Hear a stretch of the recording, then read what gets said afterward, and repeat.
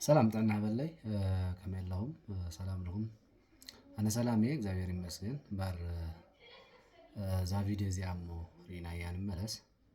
ብድህሪ ንብለለና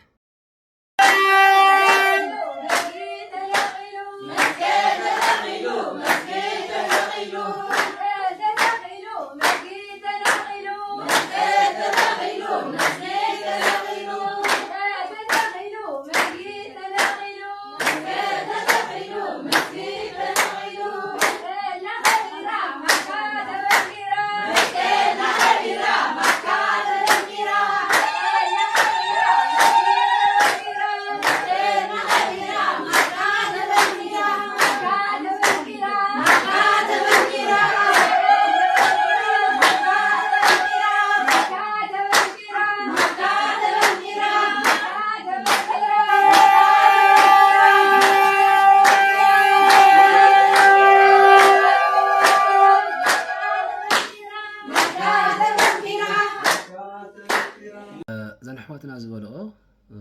سمعهم أخو بتعمي زحزن مالت نساتن هيمانتن زخبرا مسيلون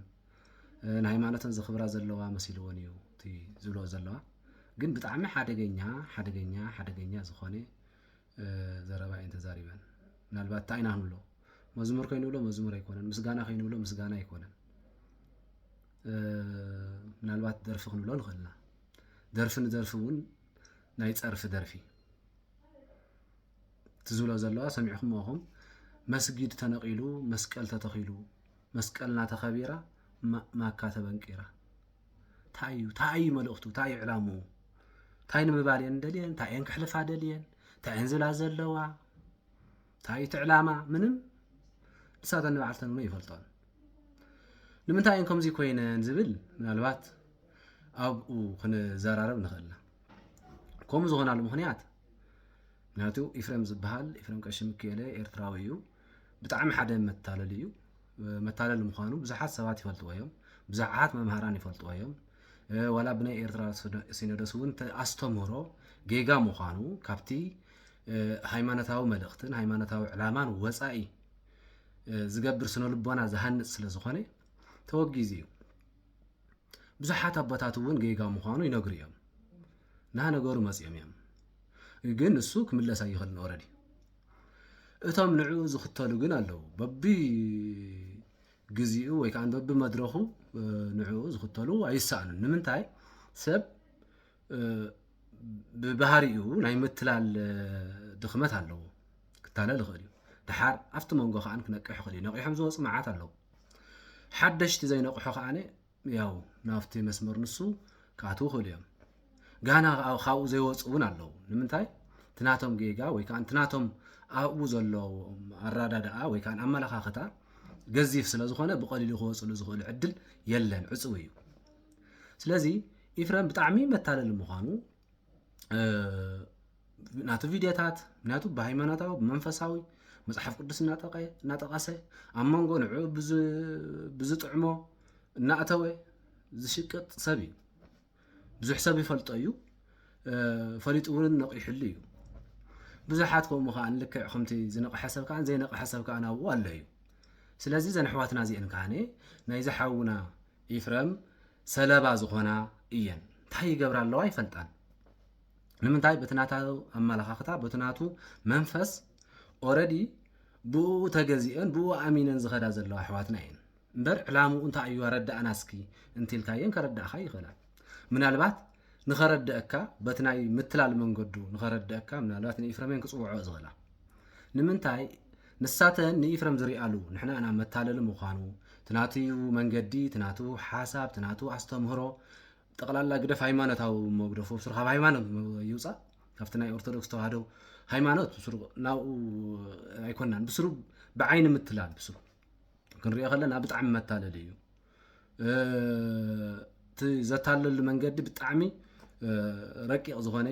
ናይ ምትላል መንገዲ ናይ ምትላል ሜላ እዩ ዝጥቀም ማለት እዩ ስለዚ ንሳተን ብፍላይ ካን ያምናሉ ስለዝኾነ እንታይን ዝኣምና ኢፍራም ቅዱስ ምዃኑ ዝግለጸሉ ምዃኑ ብዙሓት ዝተሰወረ ምስጢራት ይርዳእ ምዃኑ ይፈልጥ ምዃኑ ይንገሮም ምዃኑ ማዕረፍ እንደዚ ይርሕቀት ከይደን ስለዚ ኣምናሉ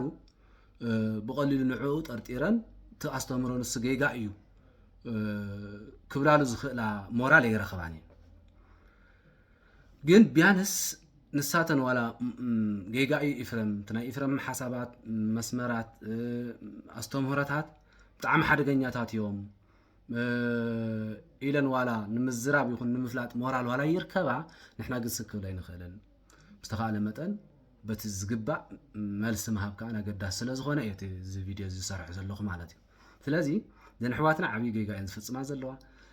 بسرو منم علاماون يقولون بسرو نايتفاعت علامات زي كوينو نحنا خا نايتفاعت علامات زبهال هايمانتا وسبكت هايمانتا واستمر يبلنا سبسي عبد الله كأمن خلي ولا أب أمني إيمان سلازي نتؤمنوا خاطر خبرة لما نتؤمنوا تصرف اللي يتخلن جد من ندخل نسخة من الخيل كات تزاروا يتخلن هاي فقد الكان بمورال سبون بمورال حقي نحللناون أي فكرة قدف ده هيمانة أو من تنحنا نأمنه تنحنا قدفهم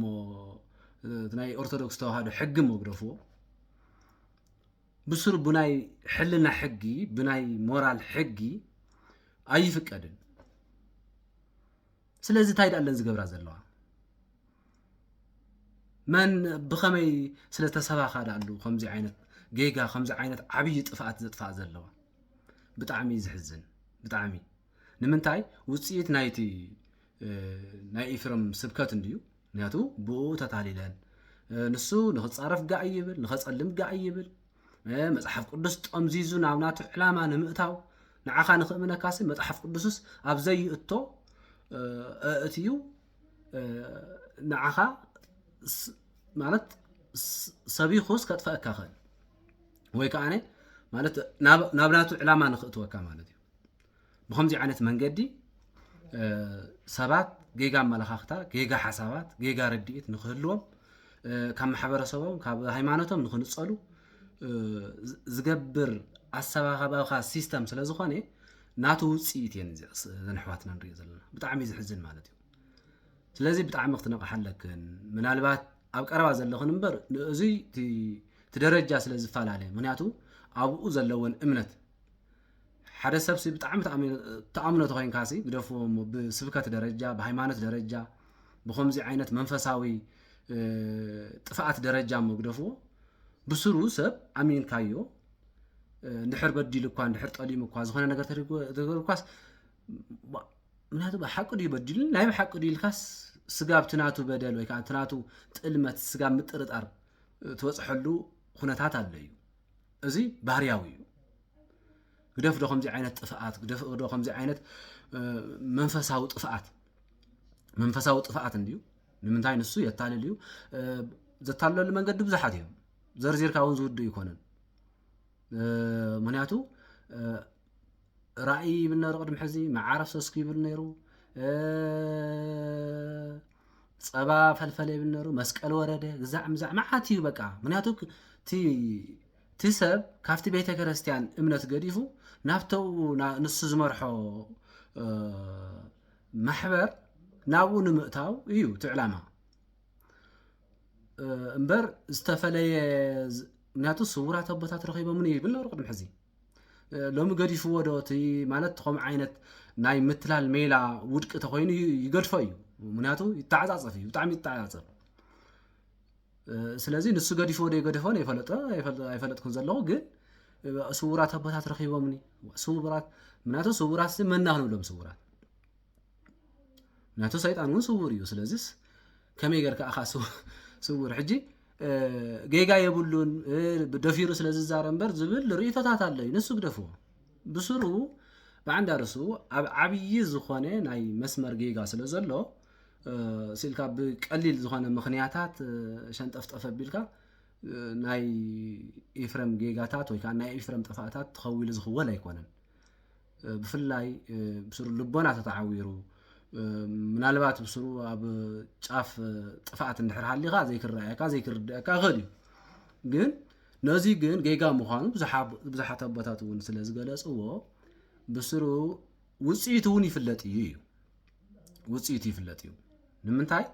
እተኣስተምህሮ ከም ዓይነት ኣመላኻኽታት እንድሕር ሃሊኳ ካብ ቤተ ክርስቲያን ትግለልኻ ምክንያቱሲ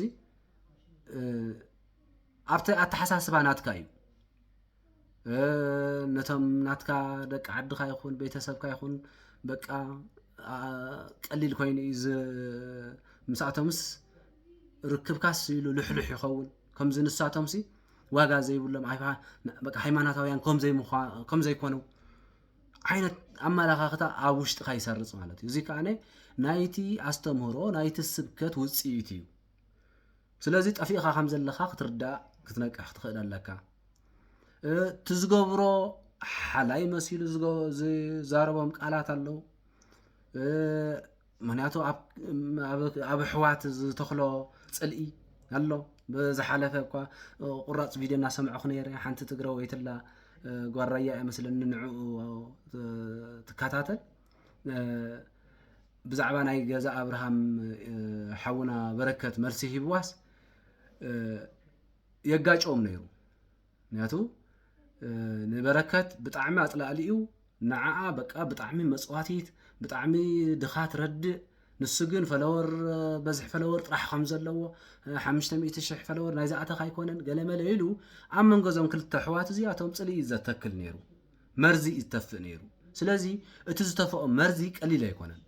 ሓደገኛ እዩ።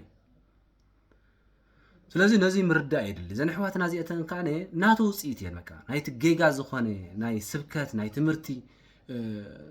ኣብኡ ዝሰምዖኦ ኣብኡ ዝከታተልኦ ስኢልካ ዘይርአ ዘይጭበጥ ናቱ ዘይጭበጥ ነገራት እዩ ዝውጋዕ ትማሕበር ከምኡ እዩ። ዕድም ሕጂ ዝፈልጦ ዝነበርኩ ከምኡ እዩ። ሎሚ ምናልባት ብዙሕ ነገራት ተቀየረ ነገር ክህሉ ይኽእል እዩ፣ ግን ዝተቀየረ ይቀየር እቲ ሓሳብ ናይ ኢፍረም እቲ ኣስተምህሮ ናይ ኢፍረም ጌጋ እዩ፣ ጥፍኣት እዩ። በቃ ምክንያቱ ናይ ሰይጣን ኣስተምህሮ እዩ። ምክንያቱ ሰብ ይቅርቀር እዩ። ምክንያቱ ትዝኣምኖ በቃ መልኣኽ እዩ ዝመስሎ ገሊዩ በቃ ናይ እግዚአብሔር ቅዱስ በቃ ብሱር ናይ ዘመንና ሓዋርያት ሙሴ ገለመለ መዓት ሽማት እዩ ዘሎ። ብዝሓለፈ ዝኾነ ተቆረፀ ቪድዮ እውን ሰሚዐ ታይዳ ኣሉ ኢፍረምስ ንሱ ይመስል ኣብቲ ጥምቀት ማለት እዩ። እቲ ጥምቀት ንሱ ይመስል ማለት እዩ ንኢየሱስ ማለት እዩ። ንጎይታና ኣምላኽና መድሓኒና ኢየሱስ ክርስቶስስ ኢፍረምስ ንዕኡ ይመስል ድረዮ ማለት እዚ ሕጂ ናይ ሰይጣን ሓሳባት ናይ ሰይጣን እንድሕር ዘይተቃዊሙ ከያሲ ነዚሲ ናይ ሰይጣን ትምኒት እዩ። ናይ ሰይጣን ውድቀቱ እግዚአብሔር ክኸውን ምምኳር እዩ። ኣዳምን ሂዋን እውን ተመሳሳሊ ትውድቀት እግዚአብሔር ንምዃን እዩ ነሩ። ሕጂ እውን ተሓሳብ ተሪኢኻዮ ኣብኡ እዩ በቃ ናይ ሰይጣን ሓሳብ ኢልካ ክትምድቦ ትኽእል። ስለዚ ምጓዙ ልክዕ እዩ። ናቱ ተፀጊዕኻ ምክንያቱ ምስ ኦርቶዶክስ ተዋህዶ ኣይተኣምንን ፈሊጦም እታ ተዋህዶ ዝብል የንጠልጥልዋ እሞ እታ ኦርቶዶክስ ኣይነኣምንላን እዮም ዝብሉ። ስለዚ እዚኣ ተፀጊዕኻ ንምንታይ ከይተፀጋዕኻ ሰብ ክተታልል ኣይትኽእል፣ ከይመሰልካ ሰብ ክተታልል ኣይትኽእልን። ስለዚ መሲልካ ተመሳሲልካ ግን ውሽጣዊ ግን እቲ ዋና ታርጌት ግን እቲ ዋና ዕላማ ግን ናይ ሰይጣን ዕላማ መፍጻም። ምክንያቱ ባእሲ ቅርሕንቲ ቂም ናይ ስርዓተ ቤተ ክርስቲያን ሕግታት ምዝላፍ እዚታት ትገብር ተኮይንካ ስለዚ እቲ ዕላማ ከይዱ ናይ ሰይጣን ዕላማ ኢልና ክንድምድሞ ንኽእል ማለት እዩ። ንዑ እዩ ዝውገዝ እምበር ሲልካ ውግዘት ዝበሃል ነገር የለን። ንምንታይ እቲ ዕላማ ተረዲኡ እኳ እቲ ዕላማ እንታይ ዝኣክል ሓደጋ ኣለዎ ንምእመና እንታይ ዝኣክል ሓደጋ ኣለዎ ኢልካ ጫፍ ርዲእት በፂሕኻ እዩ ውግዘት ዝብፅሕ እምበር ሲልካ ይውገዝን። ስለዚ ውግዘት ማለት ካብ ሃይማኖት እዩ ተፈልዩ። እዚሲ በቃ ጌጋ ኣስተምህሮ ስለ ዝኾነ በቃ ውግዘት ተወጊዙ ካብዚ ንላዕሊ የለን። ስለዚ ምስ ተወገዘ እንድሕር ከይደት ኢልካ መሰልካ እዩ፣ ፈሊጥካ ግን ክይድ እዩ ፈሊጥካ ክይድ። ስለዚ እቲ ዕላማ ከይዱ ናይ ክጥቕለል ከሎ ናይ ሰይጣን ዕላማ መፈፀሚ እዩ በቃ እሱ ስለ ዝኾነ እዚ ምናልባት ሓደሽቲ ሰባት ነከምዚ ዓይነት ነገራት ትክክል መሲልኩም ሓቂ መሲልኩም ምናልባት ማዕረ ሃይማኖት መሲልኩም ተደናጊርኩም ከይተኣቱ ጥንቃቐ ክትገብሩ ኣለኩም ተነው ዘለዋ ኣሕዋትና ድማ እግዚአብሔር ኣምላኽ መውፅኢ ይፍጠረለን ዓይነ ልቦና ነብሪሁ ጌጋ ምዃኑ ተረድየን ካብኡ ዝወፃሉ መንገዲ በሪ ይኽፈተለን ይቀኒየለይ ሓውኩም መብራህተም የምሳኹም ነይረ